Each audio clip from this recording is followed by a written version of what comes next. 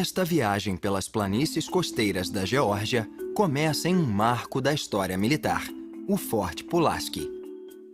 Depois, segue para a cidade histórica de Savannah e para o sul, para outra fortaleza da Guerra Civil Americana, o Forte McAllister. A viagem continua pelos pântanos do Altamaha River e chega a Blackbeard Island, o suposto local onde o tesouro de um famoso pirata estaria enterrado. A jornada continua até Jekyll Island, um antigo resort da aristocracia americana. Depois, a beleza natural de Cumberland Island será explorada.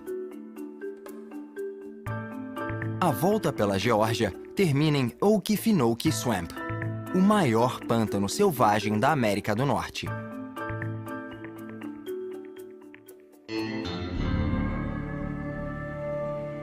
Aqui, na acidentada costa da Geórgia, fica a foz do rio Savannah e Cockspur Island. A ilha foi o local de um ponto de virada para a história militar dos Estados Unidos. Este é o Forte Pulaski. Ele foi construído no início do século XIX para proteger a costa de uma invasão inimiga. A construção durou quase 20 anos e produziu um forte pentagonal, cercado por um fosso e uma série de canais que retiram o excesso de água da ilha. Feitas inteiramente de tijolos, as paredes de 3 metros de espessura eram consideradas invencíveis. Dizia-se que bombardear o Forte Pulaski era como atacar as montanhas rochosas.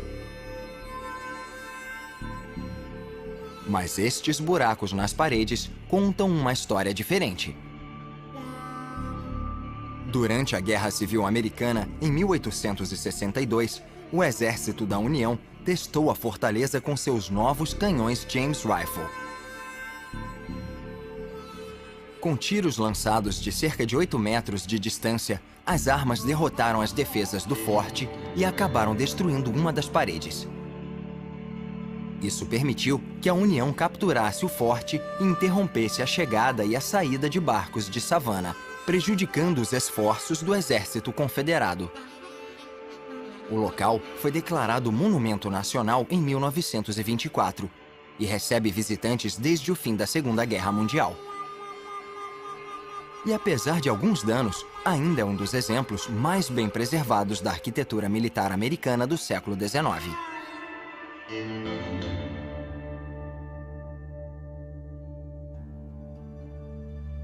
Seguindo o rio Savannah, a viagem passa por este trecho estreito e pantanoso chamado Long Island, uma das muitas ilhas localizadas na foz deste rio que forma a fronteira entre a Geórgia e o estado vizinho da Carolina do Sul. Um dos muitos rios que se interconectam na região é o Wilmington River. E num penhasco da costa fica o Bonaventure Cemetery, um clássico cemitério gótico sulista que há muito tempo captura a imaginação de escritores e artistas. Ele representa uma visão romântica da morte que surgiu na era vitoriana, quando os cemitérios se tornaram mais exuberantes. Mas o ambiente gótico não ficaria completo sem assombrações. Várias gerações de moradores da região contam histórias de fantasmas no Bonaventure. Por isso, sua fama de assombrado se espalhou. O cemitério também foi cenário do romance Meia-Noite no Jardim do Bem e do Mal, que foi adaptado para o cinema por Clint Eastwood. As visitas guiadas mostram o Bonaventure como um lugar em que a beleza e a morte se encontram. Desde o século XIX, o Porto de Savannah é um dos centros de exportação mais ativos dos Estados Unidos, já que era dele que partiam o algodão, a seda e o corante anil levados para o outro lado do Atlântico. Hoje, ele é o 4º porto de carga mais movimentado do país. Além de ser um porto comercial, o local também é parte importante da indústria de lazer de Savannah. Ele tem vários hotéis de luxo e barcos que oferecem passeios pelo rio.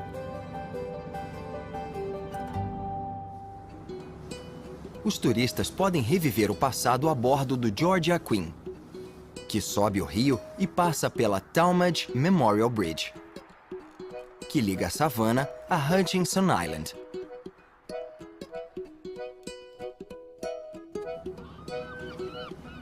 Com capacidade para 600 passageiros, estes barcos são réplicas das embarcações antigas, adornadas com as cores americanas, vermelha, branca e azul.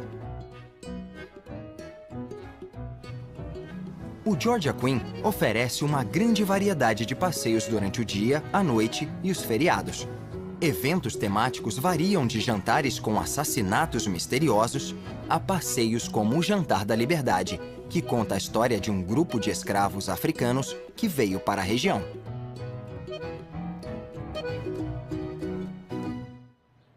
A viagem deixa o charmoso barco continuar seu caminho e volta a atenção para a cidade mais antiga da Geórgia, Savannah.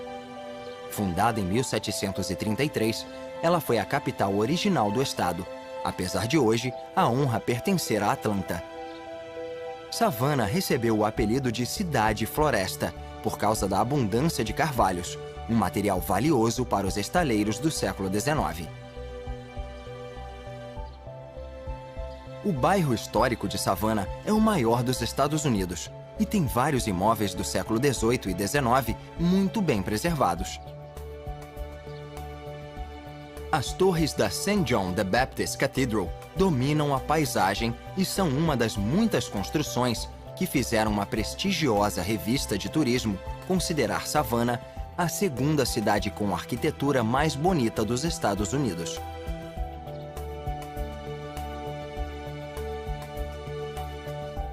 A principal atração de Savannah é o bairro na beira do rio.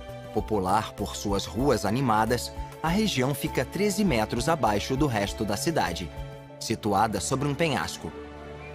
Vários festivais são realizados no bairro, mantendo uma celebração constante e unindo o charme do século XIX ao mercado turístico moderno.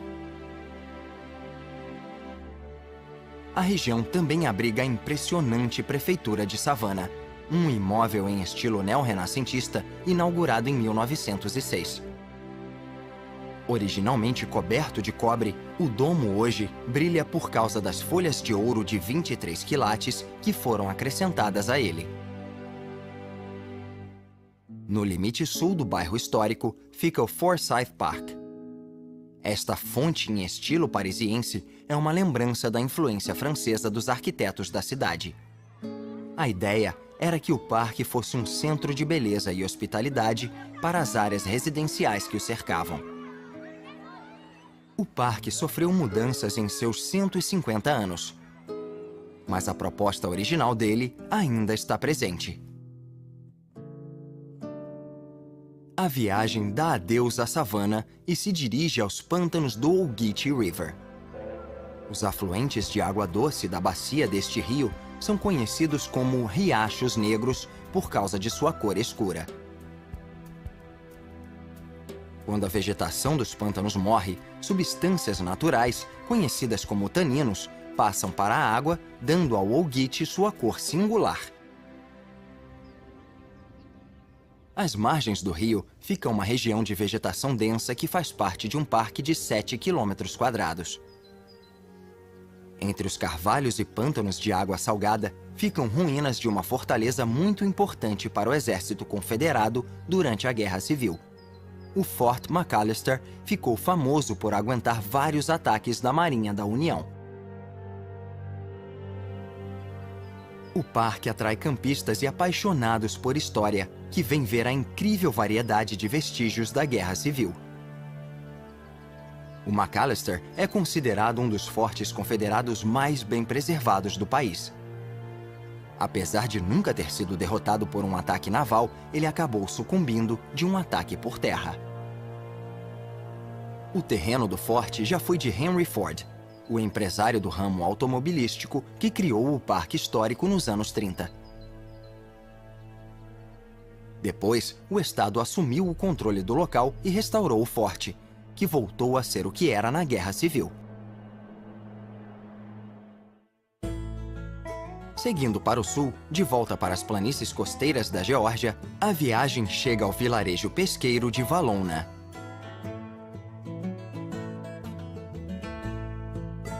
Devastada durante a Guerra Civil, a economia local se voltou para a pesca e a colheita de ostras. Já no início do século XX, a indústria pesqueira passou a se dedicar ao camarão. Hoje, os produtos mais baratos, importados da América do Sul, fazem com que haja menos pescadores de camarão em Valona. Muitos passaram a colher siris azuis e búzios. Do outro lado da baía fica uma ilha que guarda um segredo lendário. Dizem que foi nela que o famoso pirata Barba Negra enterrou seu tesouro. A ilha ganhou o nome do célebre fora da lei inglês do século XVIII, que na verdade se chamava Edward Teach. E apesar de a fortuna nunca ter sido encontrada nela, a ilha contém uma riqueza enorme de aves migratórias e animais nativos, como a águia americana e a tartaruga marinha. Blackbeard Island foi comprada pela Marinha Americana em 1800 para ser fonte de carvalhos para a construção de navios. Mas em 1924, ela se tornou um local protegido para que a reprodução dos animais nativos não fosse prejudicada. Os 22 quilômetros quadrados da ilha contêm uma diversidade incrível de habitats, que vão de praias e florestas costeiras a pântanos de água doce e salgada. A viagem segue um afluente do Altamaha River até o interior da ilha. Esta floresta pantanosa é um dos últimos pântanos do sul dos Estados Unidos com madeiras de lei e ciprestes. Sua bacia contém a única floresta de pinheiros americanos e carvalhos pretos ainda de pé no país. Com javalis, perus e veados, esta região é uma das favoritas dos caçadores locais. O rio também é um paraíso pouco conhecido para o remo, o camping e para a observação de aves. 120 espécies raras ou ameaçadas vivem às margens destas águas. O Departamento de Recursos Naturais da Geórgia afirmou que existem poucos lugares tão valiosos para um número tão grande e variado de aves costeiras em todo o sul dos Estados Unidos. Ele estima que 55 espécies de aves litorâneas sobrevivam por causa dos pântanos. Voltando à costa, a viagem chega ao Fort King George, construído na fonte do Altamaha River em 1721. Este era o posto avançado do Império Britânico mais ao sul da antiga colônia da Carolina do Sul. Hoje, esta reconstrução é uma lembrança da Batalha de 200 anos pelo controle do sudeste dos Estados Unidos. Para incentivar a colonização da fronteira, a Inglaterra construiu este forte, que ajudou a fortalecer seu poder na região. Ele também foi usado para monopolizar o escambo de peles com os índios americanos. Mas apesar de o lugar ter sido bem escolhido do ponto de vista militar, as condições de vida eram difíceis. Os mantimentos escassos provocaram muitas mortes entre os homens enviados para o forte.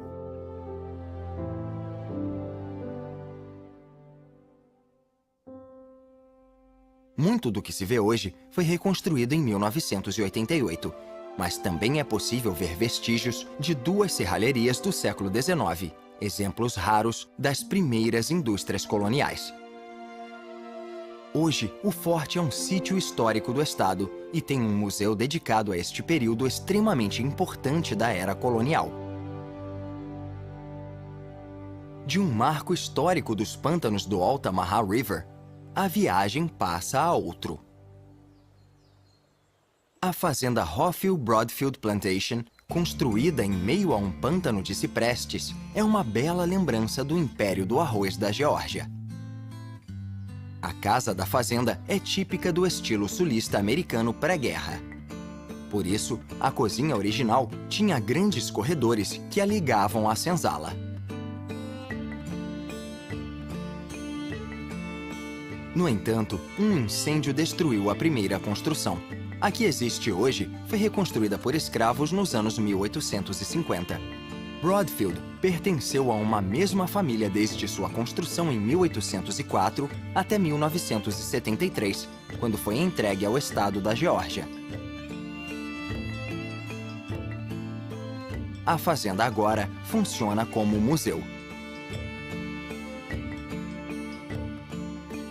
O trecho mais longo de costa da viagem começa nas Golden Isles. A maior delas é St. Simons Island. A beleza e a serenidade do lugar deram esperança ao poeta do século XIX, Sidney Lanier, depois do caos da Guerra Civil.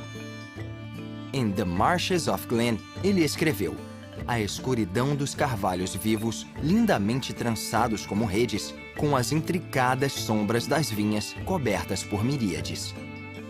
A ilha é cheia de animais, como este porco de Assabó Island, a única espécie americana que descende dos porcos ibéricos, trazidos pelos espanhóis para a região.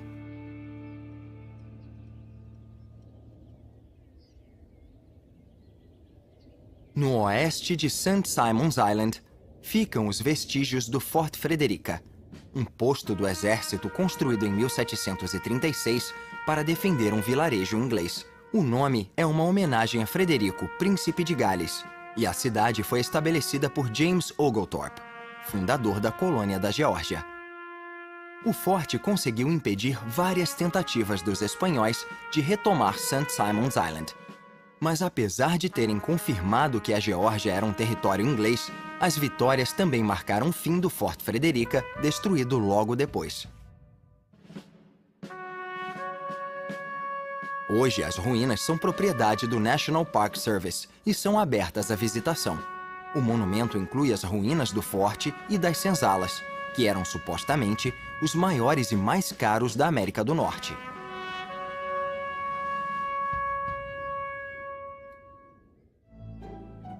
Jekyll Island é uma das menores ilhas barreiras da Geórgia e já foi um exclusivo paraíso de inverno para a aristocracia americana. No início do século XX, magnatas e socialites de todo o país viajavam para a ilha e se reuniam neste clube em estilo Queen Anne, construído em 1888. Com suas torres e varandas, o clube e hotel de Jekyll Island ainda oferece privilégios, conforto e elegância para a elite de hoje. Mas os primeiros integrantes do clube também construíram chalés próprios perto do hotel, como o Sans Souci, construído em 1896 pelo banqueiro J.P. Morgan. O Indian Mound, de William Rockefeller, e o Moss, de E.V. Macy, são algumas das outras casas que formam o bairro histórico da ilha. Após uma travessia rápida pela baía do St. Andrew Sound, a viagem chega a Cumberland Island, uma antiga propriedade da poderosa família Carnegie. Na verdade, ela é formada por duas ilhas unidas por um pântano sinuoso. Na ilha, existe um grupo de construções conhecido simplesmente como The Settlement, o assentamento. Ele foi criado originalmente para trabalhadores negros. Um pouco mais distante, fica uma linda igreja batista, construída em 1937 pelos antigos escravos das fazendas da ilha. O local ficou famoso por ter sido a igreja em que John F. Kennedy Jr. se casou com Caroline Bassett em 1996. Infelizmente, o destino dos dois acabou sendo trágico. O casal morreu em um acidente de avião apenas 3 anos depois.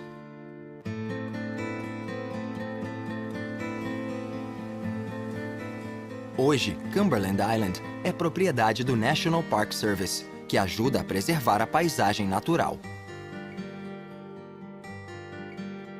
Uma das maiores atrações da ilha são os cavalos selvagens, trazidos pelos espanhóis em meados do século XVI. É fácil entender por que um canal de viagens americano disse que a região tem as praias selvagens mais bonitas dos Estados Unidos.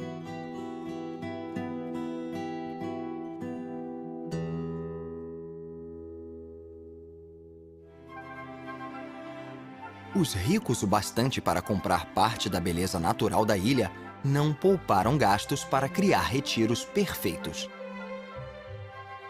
Esta é a Plum Orchard Mansion, construída pela riquíssima família Carnegie nos anos 1880.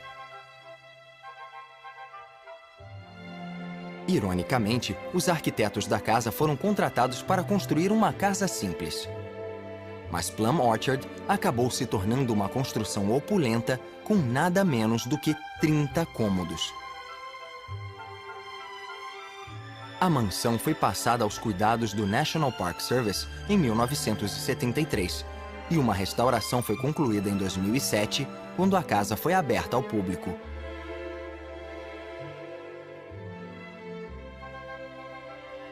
No entanto, as visitas só são permitidas em 2 dias de cada mês, já que apenas 300 pessoas podem visitar a ilha por dia.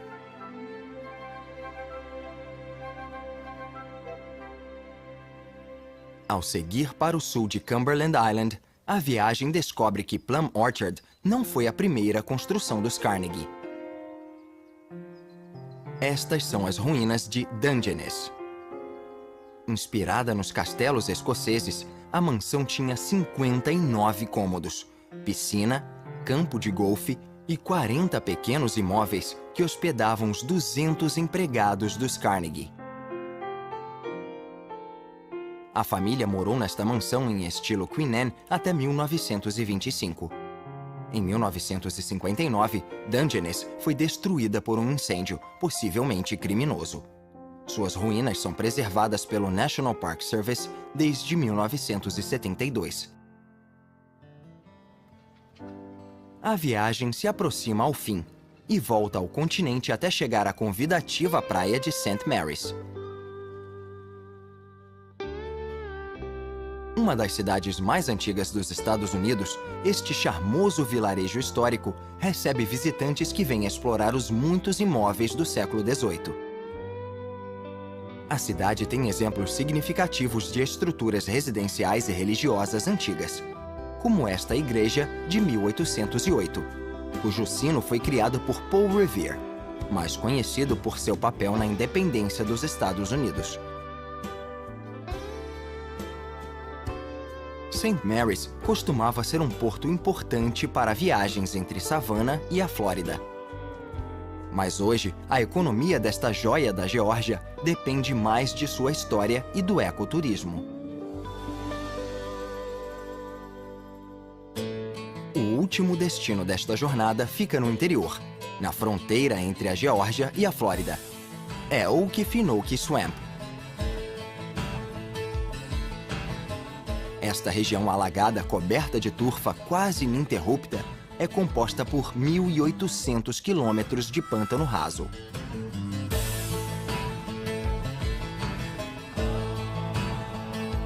A ilha é protegida pelo Okefenokee National Wildlife Refuge, que mantém 200 quilômetros de trilhas para barcos a remo ou a motor. Muitos moradores da região dependem do Okefenokee para sobreviver e oferecem visitas guiadas por esta maravilha natural. Ao ver uma última imagem desta paisagem extraordinária, é impossível não pensar na canção oficial do estado, cantada por Ray Charles. Georgia on My Mind. A música é encantadora. É um ótimo lugar para encerrar esta jornada.